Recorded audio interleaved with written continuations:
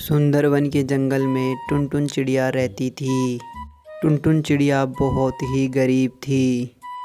टुनटुन चिड़िया की शादी को 5 साल हो गए थे, लेकिन उसे कोई संतान की प्राप्ति नहीं हुई थी। टुनटुन चिड़िया के ससुराल वाले सभी मजाक उड़ाते थे।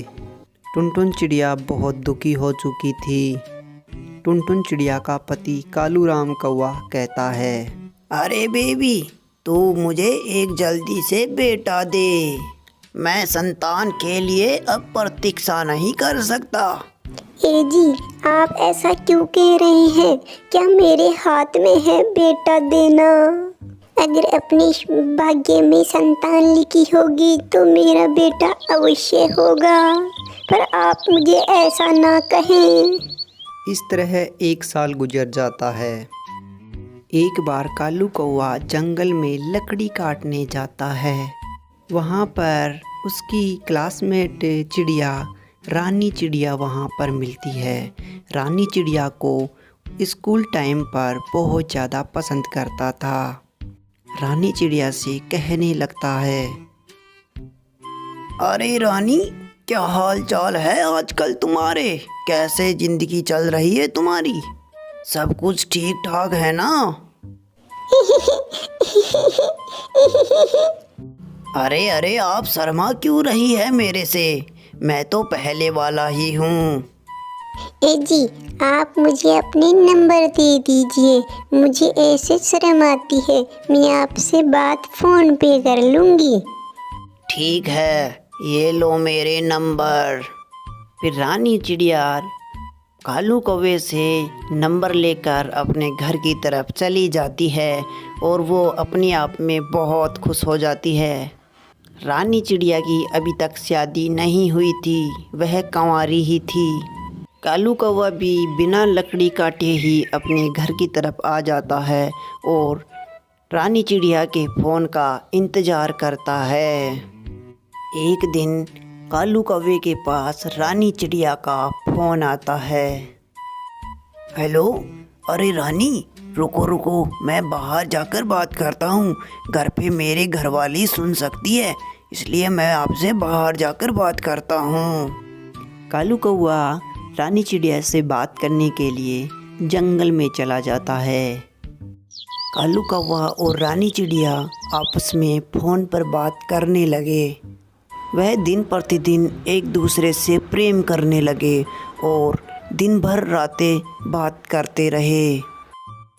कालू कौवा दिन रात रानी चिड़िया के ख्यालों में खोया रहता था और अपनी बीवी से बात भी नहीं करता था और ना ही कमाने जाता था। कालू कौवे का परिवार पूरी तरह से गरीब हो गया था। उसके पास खाने के लिए 2 टाइम का ही खाना बचा था। तभी टुनटुन चिड़िया अपने पति कालू राम से कहती है, ए जी, घर का सारा राशन खत्म हो गया है। आप दुकान से जाकर राशन लेकर आएं। अरे चुप, मेरे पास कोई पैसे वैसे नहीं है। तुम खुद मजदूरी करके पैसे लेकर आओ, मैं कितना कमाऊंगा। हे भगवान, मेरी कैसी किस्मत है। मुझे सारा घर का काम करके, दूसरों के घरों में काम करके मजदूरी करना पड़ेगा। फिर टुनटुन चिड़िया दूसरों के घरों में काम करके अपना घर चला रही थी और उस तरफ कालू कौवा प्रेम संबंध में पड़ गया था और वह टुनटुन चिड़िया से लड़ाई झगड़े करने लगा। अरे टुनटुन चिड़िया, इस बार अगर 1 साल के अंदर तूने बच्चा नहीं दिया तो मैं तुझे यहाँ से निकाल दूंगा, समझ लेना अब, और मैं दूसरी शादी कर लूँगा। ए जी, आप ये क्या कह रही हैं? फिर मैं कहाँ जाऊंगी? आप मुझे ऐसा दंड ना दे। भगवान मुझे संतान देगा तो मैं दे दूंगी। ये मेरे हाथ में नहीं है, पर आप मुझे इतना बड़ा दंड ना दे। आप दूसरी शादी ना करें। देखो टुनटुन, तुम बुरा मानो या मत मानो, और प्रतीक्षा नहीं कर सकता मैं पुत्र पुत्रियों की। इस तरह 1 साल भी गुजर जाता है, लेकिन टुनटुन चिड़िया को कोई संतान की प्राप्ति नहीं होती है।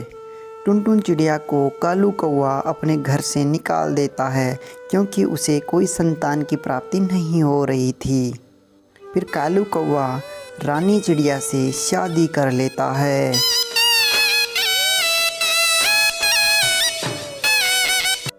शादी के 1 साल तक सब कुछ ठीक ठाक चल रहा था।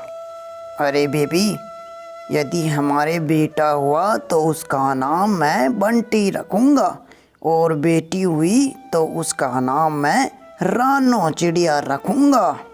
कैसे लगे ये नाम मेरे? नाम तो बहुत ही सुंदर है जी, बस अब तो देर है तो बेटा और बेटी की। इस तरह 2 साल और गुजर जाती है, लेकिन रानी चिड़िया के भी कोई संतान नहीं हो रही थी। एक दिन की बात है, कालू कौवा बीमार पड़ जाता है। वह डॉक्टर के पास जाता है और अपने शरीर का चेकअप करवाता है। वह चेकअप करवाने के बाद अपने घर आता है और अपनी बीवी से कहने लगता है, अरे बीवी, मेरी तो मौत निश्चित है। डॉक्टर ने कहा है कि तुम्हारा गुर्दा खराब हो गए हैं। अगर समय पर गुर्दा नहीं मिला तो तुम्हारी मौत भी हो सकती है। मैं क्या करूं बेबी? इतने पैसे भी नहीं हैं मेरे पास कि मैं गुर्दा खरीद सकूं।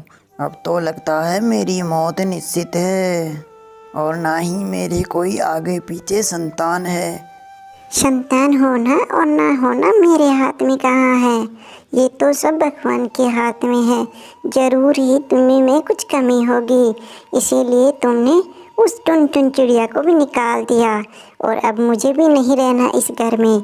मैं तो जा रही हूँ यहाँ से। अरे बेबी, ऐसा क्या कह रही हैं आप? मुझे छोड़कर आप क्यों जा रही हैं? मैं कौन रहेगा मेरा ध्यान रखने वाला? मेरे आगे पीछे और कोई नहीं है। मैं तो मर ही जाऊंगा। प्लीज़ आप मत जाइए। फिर रानी चिड़िया वहाँ से चली जाती है, उसकी एक नहीं सुनती। यह बात उसकी पुरानी बीवी टुनटुन चिड़िया को पता चलती है कि कालू कौवे की तबीयत खराब हो गई है और उसके गुर्दे खराब हो गए। सुनते ही वह भागी दौड़ी उड़ती हुई कालू कौवे के पास आती है और कहने लगती है, जी, आपको क्या हो गया है ये? चलो मेरे साथ चलो, डॉक्टर के पास चलो। फिर टुनटुन चिड़िया उसे डॉक्टर के पास लेकर जाती है और अपना एक गुर्दा कालू कौवे को दे देती है। कालू कौवा ऑपरेशन के बाद ठीक हो जाता है। फिर वह अपने घर आ जाते हैं।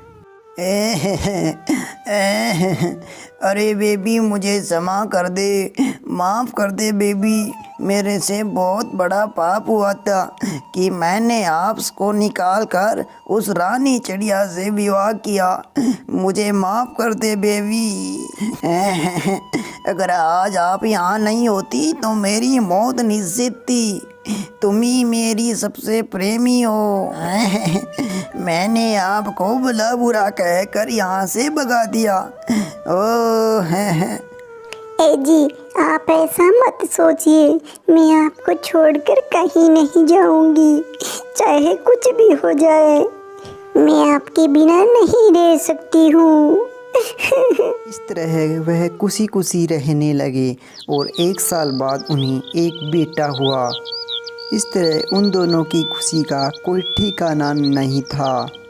तो दोस्तों, इस कहानी से यह शिक्षा मिलती है कि हमें रिश्तों की कदर करनी चाहिए। जैसे कि रानी चिड़िया छोड़कर चली गई थी और टुनटुन चिड़िया ने उसका साथ दिया।